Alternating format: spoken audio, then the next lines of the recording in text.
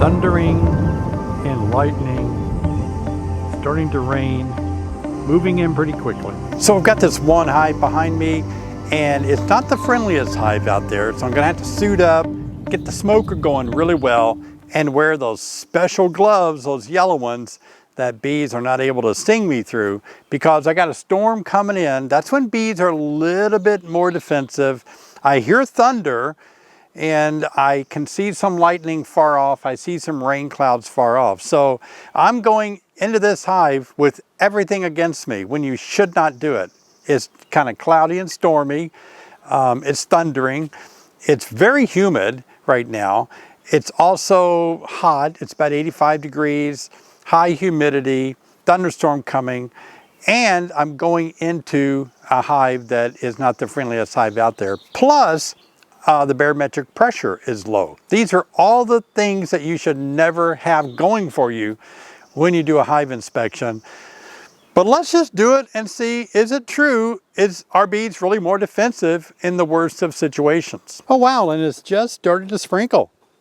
So now we've got another element of surprise. So when you're doing this, if you have to do this, like got to get in there for some reason, maybe you're replacing a queen or something, using smoke, a lot of smoke is going to help you so much. Oh my gosh, guys, I really want to thank you for leaving a thanks tip. So many of you have responded with a little tip for me after making a video that you found helpful and valuable. Hey, I appreciate that. Man, that means a lot to me when you do that. All right, we got the top off. Oh, look at that. I saw some beetles that I want to kill. One beetle, two beetle, three beetle, four beetles. Well, let me see. That's not a beetle. We had four small hive beetle. That's good to get rid of them. Yep. Now, in this case, what I want to do is just see if it's possible that we can inspect a few frames and keep the bees calm. This hive is 2 deeps and a honey super. This is a 2-week inspection where we want to make sure that we have a laying queen. So to make matters kind of a little faster for us, let's go ahead and just pull out one frame in the center, being careful not to drag it against other sides of frames to where we might damage the comb or hurt some bees. So let's be careful. Okay, so in this frame you can see fully capped over honey frame, ready to be harvested, no brood at all. And the same there. Okay, so this super does not have any brood in it. So in this case, what we're going to do for now is we're going to remove this super and we're going to go down into the deep below it and look for eggs. Is what I've done here. I've taken a deep hive body and I put a top cover on it. So that way when I take this honey super off, I'm not having to move it all the way down to the ground. I can just slide it over and onto my little setup over here. Let's see if that'll work. It just saves a lot of movement, saves your back a little bit as well.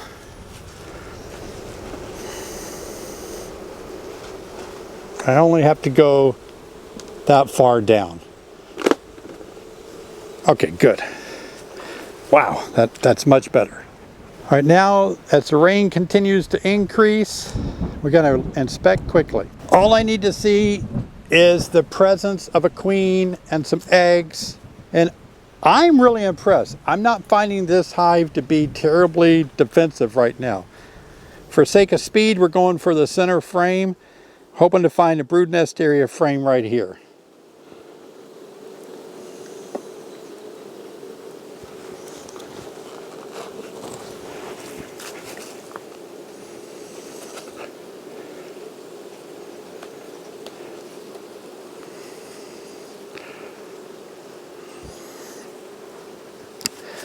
Good brood pattern here. Larvae, look at that larvae on the outside. And I have spotted eggs. Now, I didn't even look for the queen. I've got a good solid brood pattern, as you can see. I've got real white pearly larvae on the extreme side of that brood, capped over brood. Eggs beyond that. Eggs mean that my queen was here laying eggs not too long ago, so my inspection is done. We can look up more, it's just not worth it. So we're going to put this frame back because it has started to rain. Now, this was really an interesting experiment. As you can tell, this hive the other day was pretty defensive, and right now they're not bad at all. Could be because I'm using a lot of smoke. Wow, the rain is picking up. I got to get my camera equipment inside. When you pick this up off the top cover, you got to make sure you break the propolis from where the sticky may have grabbed that top cover. And then let's slip it right back over here. I didn't have to lift it that much. Our inspection is done. Let's put our top cover on. Wow, that worked out well. It worked out so well that I didn't even get a chance to use much of my smoke. Look at my burlap in here.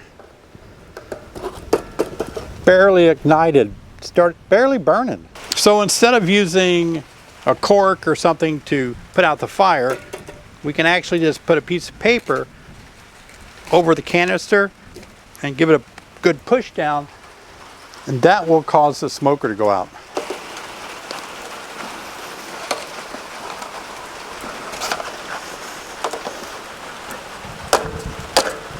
There we go. Perfect. You guys have been asking me a lot of questions on my YouTube channel. Appreciate those questions. Can't get to all of them. So what I've done, I've printed off a bunch of them that I want to answer. This will help a lot of you get a little better idea on some of the questions that people are asking, and I know you're probably asking those same questions. Now it has started to rain. Got out of that hive really fast, just in time. We did our inspection, didn't take that long. Started to rain, and there's been some claps of lightning. So if you see me jump, that's because the lightning is kind of close. I have some lightning detectors that tell me lightning is nearby. But I want to answer some of your questions. And Chris Morrow says, can you open the hive too much? You know, I really think you kind of have to play that by ear and kind of feel out that hive. Some hives may be more irritated the more often you work them, especially if you work them, 2 or 3 times in one day. They can get more defensive. But on the other hand, there's some hives that you could open up 5 times a day. Their disposition is so calm that it really doesn't hurt. Now, does it affect the colony?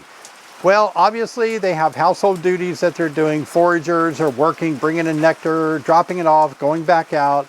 So anytime you open a hive, and especially if you start moving a lot of frames around, you're disrupting the highways, the pathways of the bees in there, and probably disrupting the pheromone and all that. So yeah, if you're in there every single day or every 2 or 3 days, that's probably too much. But I recommend you inspect a hive about every 2 weeks unless you suspect there's a problem. Kevin says, hey David, I don't know if you've talked about this before, but what's your opinion of bees and fireworks? I've heard if fireworks go off too close to the hive, the bees would get disorientated. You should make a video about bees around the 4th of July. Well, a little bit too late for that. I have worked my colonies, or I've been out in my bee yard around the 4th of July when they're setting off fireworks. And every time a big loud firework goes off, the bees do rev up buzzing. Obviously they can't hear with ears, but they can hear with vibration glands throughout their body. And so yeah, they're going to be alarmed by that. If it happens during the daytime, well, not many people shoot off fireworks during the daytime. Mainly happens at night after the bees have kind of bedded down for the evening, so it's not that much of a big deal. Would it really disorientate them on coming and going? No, it had to be really close to the hive and consistently loud to really interfere with the bees. Dina says, my neighbors are full-time beekeepers and they provide homemade nectar for their honeybees. The other beekeeper neighbor doesn't, and so their bees come after my hummingbird feeders in droves, making it unsafe for me and my dog to be outside. Why isn't the other neighbor feeding their bees? I will watch some more of your other videos. You know, it's a philosophy of feeding. Sometimes beekeepers are under different situations. One beekeeper may be letting their bees draw out new frames. It may be a split, they may need fed. The other beekeeper may have plenty of nectar in their hive. They may even have supers on there. They have enough resources. They don't really need to feed their bees. So it depends on the beekeeper and what they're doing to their bees. Sometimes they do need to feed their bees, sometimes they don't. So it's just a matter of philosophy.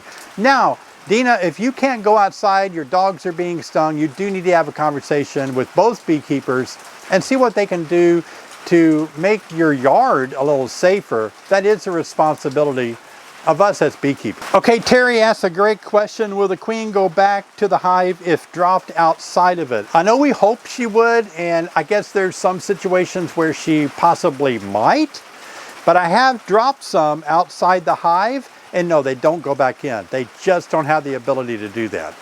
I was working a hive and setting my cameras and all, and I dropped a frame trying to get a shot just right. Happened to be that the queen was on that frame. And so I began looking all around. I could not find that queen anywhere on the ground. Zero. She wasn't in the hive. I couldn't find her. So I took the hive entirely apart, lifted up the bottom board, and she was underneath the screen bottom board. She had crawled back up along the edges of the hive stand and was trying to get back in the hive.